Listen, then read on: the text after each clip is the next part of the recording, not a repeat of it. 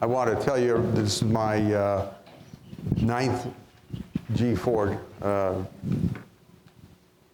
visit, and I was originally invited by my good friend Tom Rogers, so it's a real honor to be here. I've always wondered about what I could do about presenting how I work and what I do, because I've always thought that I'm solving puzzles a great deal of the time. So let me start out with a couple cases and tell you about them, and then see if we have anything else to talk about. Case one is a 3-year-old boy who I saw when I was in my residency. He came to us with the chief complaint that he was yelling at his mother and he wasn't behaving.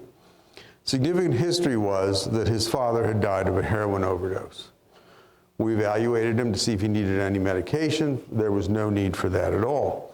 So we decided that he should have play therapy. Now, play therapy is where you get on the floor, you play with toys or pencils and pen, crayons, draw things, and try to have the child act out what's going on, and so they can explain what's going on. This child was a little different because we had many sessions and nothing was happening much in the sessions. I just couldn't get anywhere with him.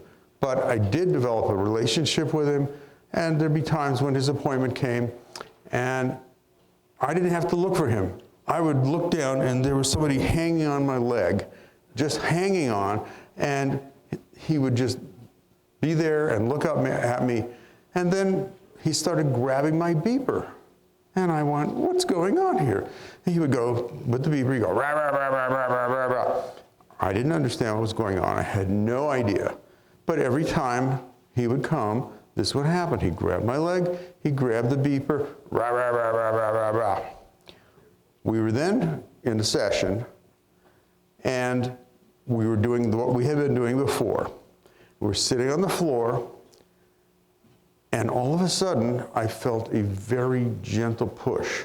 Something in my head told me not to move, not to resist this, but simply to go with it. So I lay down on the floor, and this little boy goes over to the garbage can, and he takes a full garbage can, and he dumps the whole garbage can all over me. And then it hit me. This young man was acting out what he had seen, and he didn't have the words to talk about. So I went over to a blackboard in the room, and I wrote this down.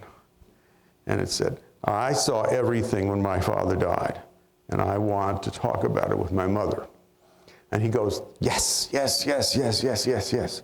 So what do you do then? You get his mother in the room.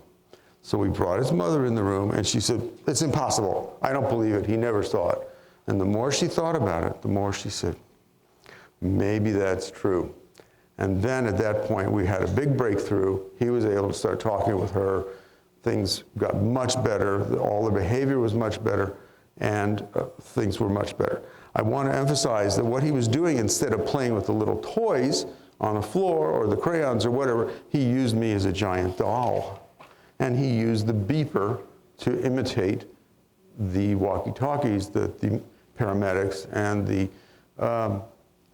police were using when his father died.